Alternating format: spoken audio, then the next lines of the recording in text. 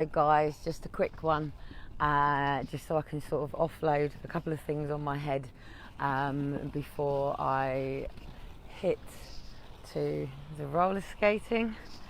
It's got dark now, so I like coming out the front and like just having some time to myself on my skates. So anyway guys, I just wanted to have a quick catch up. I'm actually going to be on live when I'm in from skating, so I will be back on live. In fact, actually the guy in front of me has just answered the question that I need, because he's got on his back judge, so that's just giving me the answer that I need. So anyway, I'm just about to do what I do and stick my headphones on and disappear into my sort of violin dubstep stroke techno stroke house, and completely just lose the plot that apparently looks like dancing on your roller skates. But anyway, I really need to rile a few of you up, and I'm going to be completely direct and outright. I'm asking a lot from somebody out there right now.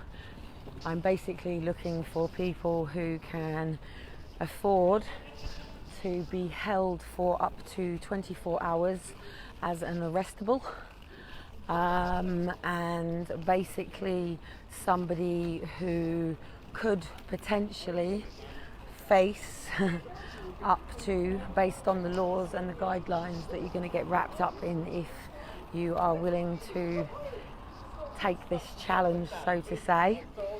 The target is Nadim Sawali, our MP, and the second target is Caroline Dinage, who is the head of adult social services, and then also the potential electees for Prime Minister also need to have some pressure points and need to make sure that they understand our agenda, what it is that we are trying to bring to the table, to the forefront, what it is that we're trying to deliver with complete and utter truth and bringing balance.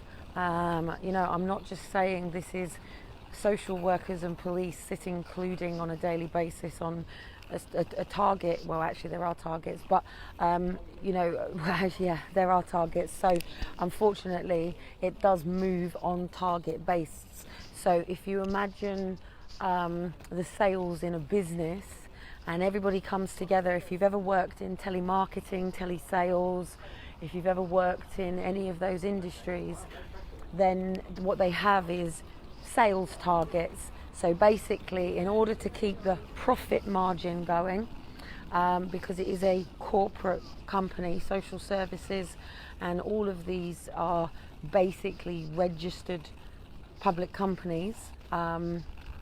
What people keep going on about privatisation has existed for a long time. We have been paying contributions to national insurance for fucking years. That makes it privatised. So basically, like a gym, we already pay into the NHS. And children's social services is funded by by the education department, and adult social services is funded by council tax facilities.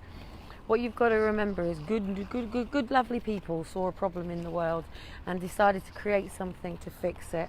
And social services came out from the war when single mums were on their own, and basically a load of community people come together to be able to assist with welfare packages and support and help for families. And don't forget, at this particular time, many families were separated with children taken off on trains. It was a very historic time when single mothers, especially if these mothers had been courting with, so say, the sailors, all the nice girls, love a sailor, all that, and obviously with the lords and generals and governors and all that sort of stuff. So basically these women were ostracised and taken off into convents and places like that, where their babies were either told that they were dead or were literally just taken and they've never known what's gone on, and then they've either remained in the convents, and not everybody has been freed from these convents yet. They are still releasing held nuns, which were young girls that were taken to become services, and some of these are still living under these circumstances. Some altar boys are still living under these circumstances.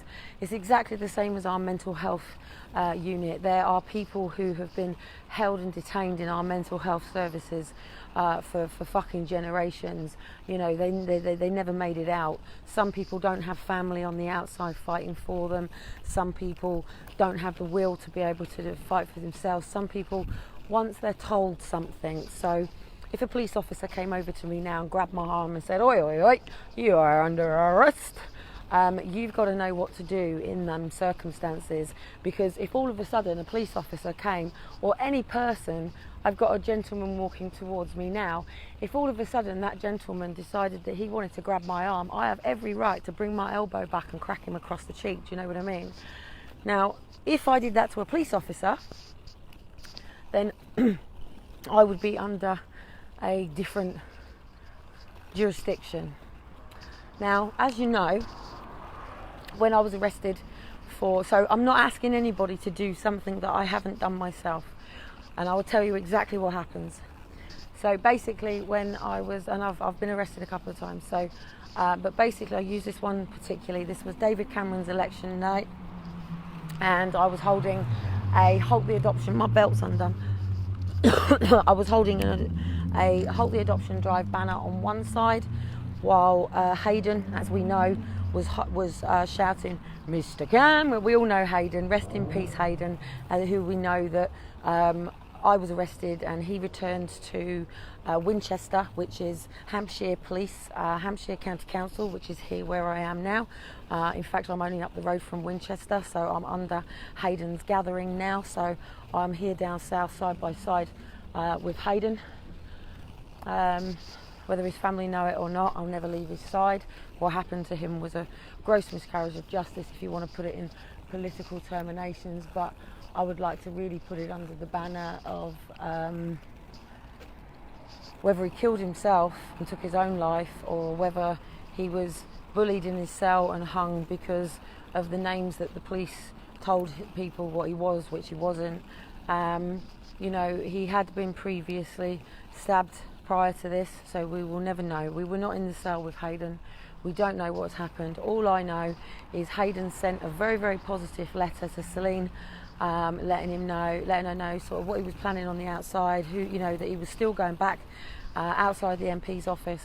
So I'm going to tell you the high level of consequences of actions, and when people understand the consequences of actions that are going to happen, it makes things easier, it takes away the fear. So what we do with the XR team is we train you to be an arrestable in a peaceful way, and that is basically to prevent the police from manhandling you, from any form of assault. You will be trained and are trained on how to communicate with the police. When you're asked by the public, why are you being arrested, we all say we all know why we're being arrested. We all know what we're doing. So basically, over on XR, we've had what's called arrestables, but this has been for the planet. It's bringing something a bit different in, as you'll see on XR now. A lot of the stuff about how many children are going into state authorities for the immigrants. So obviously they're now uproaring about that.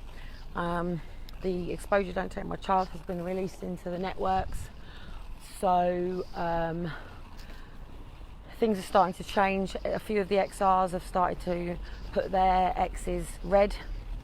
What I'm basically asking everybody to do is to take direct action on state kidnap. And we have to get what is going on in social services, adult social services, the mental health, the police, under what they call multi-agency. So the Education Authority, probation, any form of service that goes around the public service, be it mental health, the police authorities, social services authorities, all of those facilities, the benefit system, All of those facilities are created, I say created in brackets, were developed, programmed, were created to support people, to help people. They are a care service. Now, when you've got so many people, now don't forget 1 million children yesterday for World Day, basically 1 million children meditated for the whole world. Do you know how much coordination it takes to get 1 million children to line up, sit down, stay down, close their eyes, meditate? The discipline that these children have gone through to be able to do this. And also not just the discipline, the cruelty that children go through to do this. Now, when a baby is born, it is one of the most precious things ever in this world that we will ever get to know. And it is dependent, absolutely 100% dependent on its mother, father, grandparents, any siblings, uncles, aunts, family, its blood, its bloodline. The child, the baby, can tell the difference between their own mother to a stranger, their own father to a stranger. The father can go away to work for days, weeks, months, and a child, when he comes back, a child will know who that father is. We are chemically DNA'd, designed to function in a certain way, and it is not by a state authority of hierarchy or governance. It's by the natural laws of the universe, and that is that the father is the protector of his wife, because in order to be able to have a child, to have sex, then obviously you must have put a ring on it, and then he becomes the head of that family, and that's how we're meant to live. The wife, the father, then leaves his family home, so does she. They build a home together, they provide. By having little things like engagement parties and weddings is how we, the human beings, the Lord, provides the basic fundamental needs of what you want. Because a family is meant to come together, and friends are meant to come together as a collective to make sure at the engagement that they are set up with the deposit for weddings. The father is meant to pay for the daughter's wedding. All of them needs are meant under a normal structure that exists. And then you have, different topic to a different conversation, but you have all of these natural orders, and then obviously the mother feeds naturally, provides, because the father has brought the meat and the veg home, and the mother is not meant to be worrying about heating costs, nappies, how she's going to provide this, how to provide that. That's not her worry, that's the husband's worry. We have a natural order for a reason, because that is what keeps things going the way that it is meant to go. We're not meant to literally be born into a hospital, and why it is law to be born into a hospital and have car seats and carry children and all this sort of stuff. I get it, nobody wants to risk a child, I get it. But it's become too dogmatic, too isolating, too totalitarian, too dogmatic, if I haven't used that word already. It's become too controlled. We are certainly not in a diplomatic society right now. We are certainly not in a liberal society right now, and we are certainly not in a free society right now, and certainly are the British people not independent. We are either completely codependent on a job, just over broke, somebody else to employ people to build their dreams, money in their bank.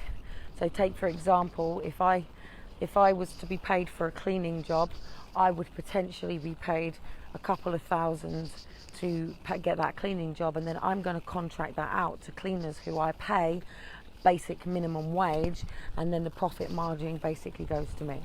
That's basically what you're doing. That complete natural order has been turned over now, because mothers used to be able to stay at home independently if supported by any form of government, and we all are. Every person has child benefit, Every person has a child registered to the state. The moment your child is born, if you choose not to register your child because that is your free will to choose to not do so, why do you have to be forced? We live in a society that as long as you conform to the ways of the world, as long as you do as you are told, as long as you obey to the structures, as long as you do as you're told, everything is okay.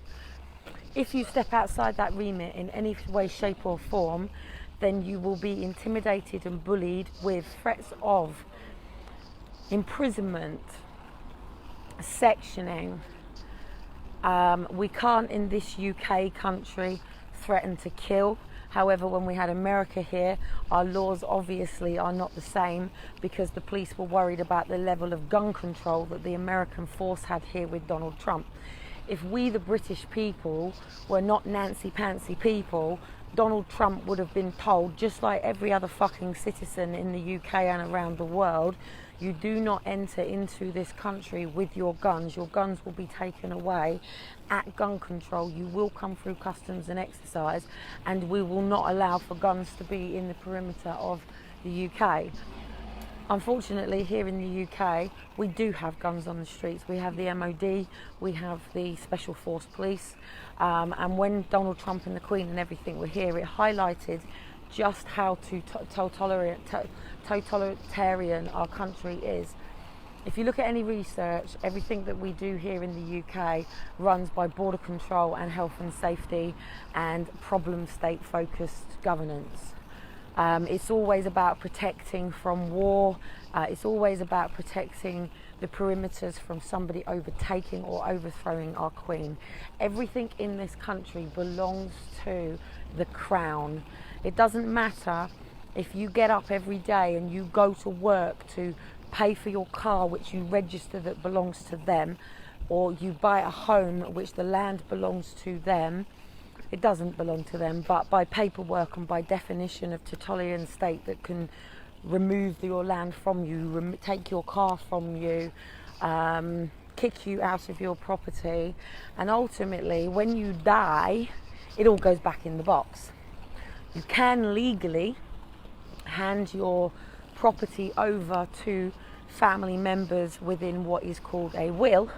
However, if that will is not exercised, then basically it just literally gets put into a skip.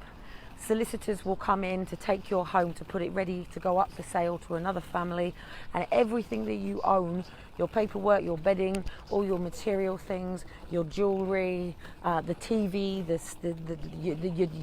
your favourite trainers, your t-shirts, your tops, whatever it is that you've collected, whatever your photographs, all your memories, everything goes back in the box.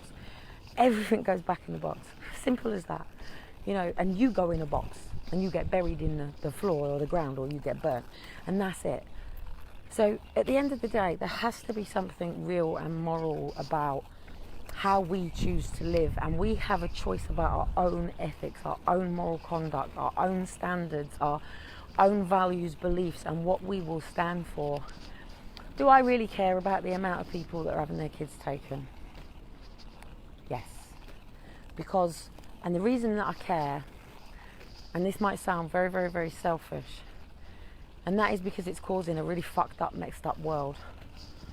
And I see the consequences of this every day. And whenever I talk to people who are in depression, suppression, labels, struggling with this, they've either been abused in the care homes, they've had children taken, this trauma that they've been through, you know, and they're medicated. And I look at it and it's like, we now live in this society where I got 11-year-old kids posting fucking weed everywhere, and you know, it's crazy. Children sexualised, and I'm not saying children don't have sexual needs. My own 1-year-old today has sussed out how to get his penis out of his nappy, and he thinks it's great.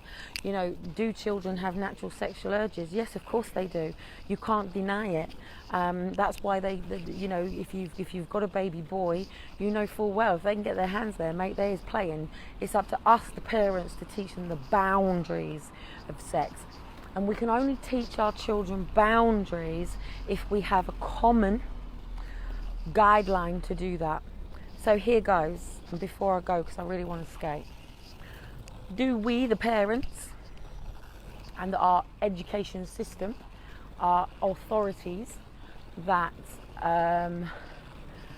basically say what is going to be taught to people, like the globe in the corner tells you that it's round, therefore we all know and believe that it's round. Is it flat? Who knows? Have you ever actually challenged it? Have you ever actually looked at the equator? Have you ever actually looked at, you know, all the ley lines and everything? Have you ever actually flown around the world to have a look? So we don't know what's the truth. So at the end of the day, when we're born, the first thing that a baby or a mother is told, or is it 36 weeks or something, the first thing that a mother is looking forward to, even before that 12-week scan, 20-week scan, is what sex is it? Boy or a girl? And that is what we teach. Now, I'm being trolled because I'm challenging. It's actually my own auntie that's slagging me off at the moment because my cousin's gay. Like I've said, I'm not anti anybody. I'm not anti anything that anybody wants to do. But when it comes to fundamental education, and I have to put my children into a system, and that system has a one policy set track mind to educate my children under these fundamental core beliefs and values, when I go over to a children's centre that is being closed down because there's no funding to put into early years and first stuff, and the LGBT and Q. Oh, hang on. Sorry? You going to bed?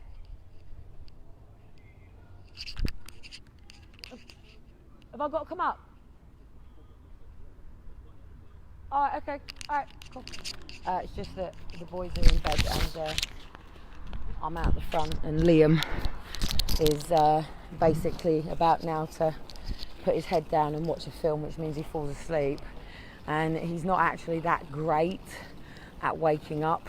He's one of them dads where the mum actually wakes up with the kids and he can sleep through it. So, and he's got his own son, so we know that's true. So I sort of have to be down that end so I can hear the boys because their window's open. So if they murmur, I've only got to go up literally as if I was in a house and I got run upstairs, you know what I mean? But I put my headphones on, so I have to keep checking. And also Dean's out, so I've got the key. So if he knocks on the door and wakes kids up, blah, blah, blah, blah, blah. But anyway, we as parents have a choice of how our children are to be educated, and what's happening in this system is not just about whether or not parents are taking drugs, whether there's been domestic violence, whether the parents are on benefits or they work. It's not always about that. A lot of it is about your belief systems, and that's what they're looking at. A lot of it is about whether or not you are going to raise your child to not conform to the ways of the world, whether you would be considered a rebel. I am considered a rebel. However, I am a rebel with a cause, and the reason that I have this cause is because, one, it's personal. Aaron and Faith were taken, but it was personal a long time ago before that. It was personal when I was a child, constantly asking school and everybody about this man who kept wanting, well, this boy who kept wanting to put his penis in my vagina and touch my bits, and asking questions about what's right, what's wrong and stuff like that, and nobody would really answer me the questions. And then how I was perceived as a child that was lying and attention seeking. And I disagree, because I had every right to say, whoa, hang on a minute, you know, my mum and dad have taught me this. And then of course I've got other people then telling me this is a different thing. So if my mum and dad teach me one thing and the authorities say that's wrong, as a child, should you listen to the authorities or should you listen to your parents? Are our parents always right? Our parents have had dogmatic education and thinking for a very long time. They've been more institutionalised than this generation. And the next generation that come through at the moment are going to have more problems and more challenges than we have ever faced here in our culture. And if you can't see it, you're fucking blind. You know, it's crazy. It's crazy, it really is. So anyway, I'm basically asking, and before I go, I said I would just give you an outline. So basically at David Cameron's, I had 8 police. It's a bit funny when you're a netball player, because when you've got 8 police officers come around, it's instant to turn, do you know what I mean? So don't forget I'm roller skating if you're wondering why I'm going around. So I'm not dancing, I'm just literally just roller skating. I might, before I leave, just Oh no, because I've got no music. I can't listen to music and go live. So one day I might put my laptop down there and just put it on and prat around to you. I don't know, maybe. Why would you want to see it? And also, am I meant to charge you to see it? Because apparently you're meant to get paid to do this shit. But anyway, so basically I was held. They do all the searches. Chances are, with me, they don't put cuffs on. I'll make it very clear from day one. I have EDS. You put cuffs on me, I'll break your nose. You know, if you're going to cause any inflicting damage to me, and also I wear a Medi bracelet, so if you do have a medical condition and you are going to be arrestable, make sure you have your medical identification on. If you're going to have a heart attack, it's probably not a good idea.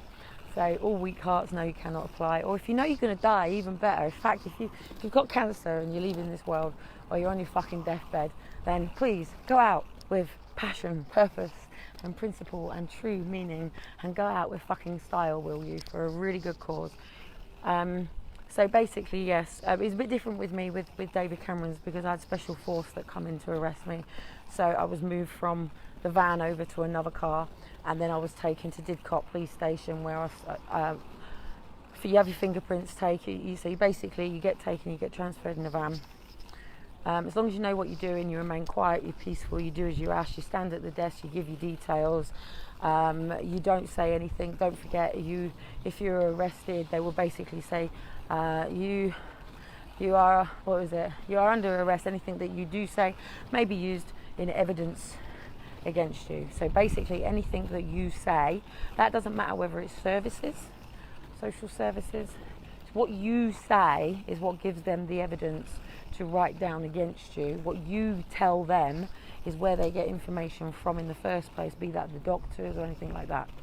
Whether it gets misconstrued is another matter. Whether or not it gets turned upside down is a different matter. So basically, that evidence is then transferred over onto pieces of paper that provide statements, and from there, that's up to you what you say. So if you chirp like a little canary, then you'll end up shooting yourself in the foot. So basically, what I'm telling people to say, if they say, why are you doing it? We're going to get out a bit of a speech, and basically every time somebody does something, I'm going to put together a little bit of a speech that says, I represent the faces and forced adoptions for the families and communities of people who have had their children taken by the state. This is the number of statistics of children that are removed. This is the number of cares that we already know that we believe to be a miscarriage of justice. These parents are gagged. The majority are told that they are not allowed to speak or they face arrest. On the basis of this, I'm a third-hand witness to the parties into proceedings, and I bring the evidence before you. And because my emails communication has been failed to cease, I have been forced to take direct action. Right. Direct action basically means we're going to be scaling roofs, taking buildings, holding people accountable under, hello police officers who've just flagged in. So we're going to be taking strong force, direct action with a very, very clear message. Then there is demands. The demands are three. Halt the adoption drive, call a public investigation, and turn around current proceedings. We're then going to be asking for so much money to be put into supporting families. These are the support systems that the family require. This is what needs to be put in place, and we're going to be asking for a direct meeting with the shadow councillors and also top stage government, and we're bypassing the Houses of Commons and going straight to the Houses of Lords, and above we have Houses of Lords. What you always have to remember is we have statute law, common law, and other matters per se. So basically, I need you to do some research. I'm not responsible for you. I am asking, but don't forget, on all our gagging orders, if you ask anybody to do anything, you are also being breached. So I'm also asking you to carry the red X. The reason that I'm asking you to carry the red X, I have my red X's on. Shiloh has now broken my pen though, because he took the felt tip out and covered his entire hands and face in it earlier on. So I need to get some Sharpies. If I had the time, I would have Sharpies, t-shirts, websites, everything up. Make your own banners, hang them from your windows, put them in your car. We've put printables up for you to print up. If we talk to David, David can start putting things out for us. And if the orders come in, absolutely fantastic. Let's go for it. let's raise some money as well for legals, things like that. We've got a few pro bono people, and highly tonight I'll probably end up meeting illegal people, probably. So yeah, anyway, I've ended up being here longer than I wanted to be. Let me just check something because I've got a few messages here. So hello there, Frederick, how you doing? Hannah is here. Can I just say, guys, Hannah's just reminded me about Hannah. So I've got many Hannahs. But can I just say that the Hannah that I'm talking about has her baby boy home safe. It was a mother that I posted to say that this was going to be a removal. Baby was removed. Baby is home with mum. And also contact has been stated with the child that was being adopted, and I think it's 2 weeks and she will be home, so the adoption had been annulled, stopped and prevented.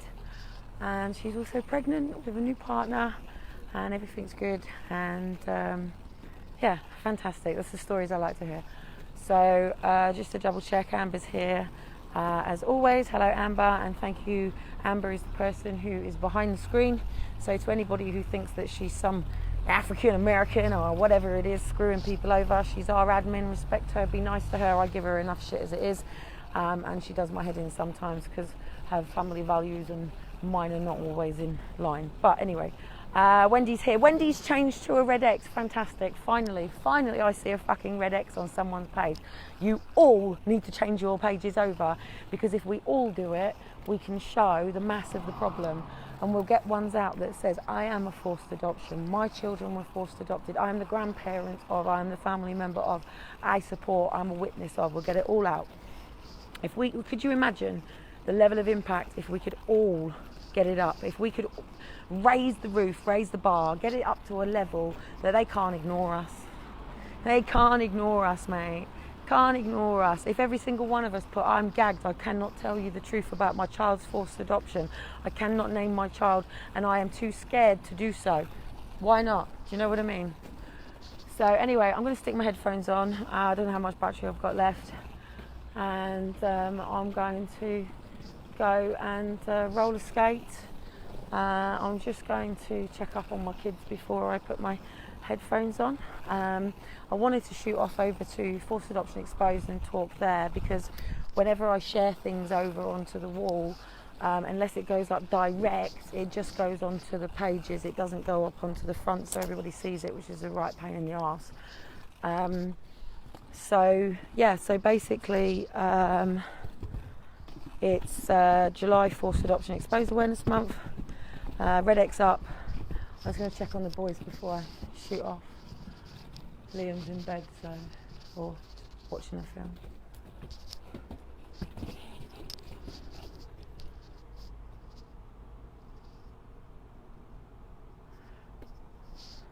Right, cool. Anyway, guys, I'll catch you all later. I'm going to shoot off. Speak to you later. Bye.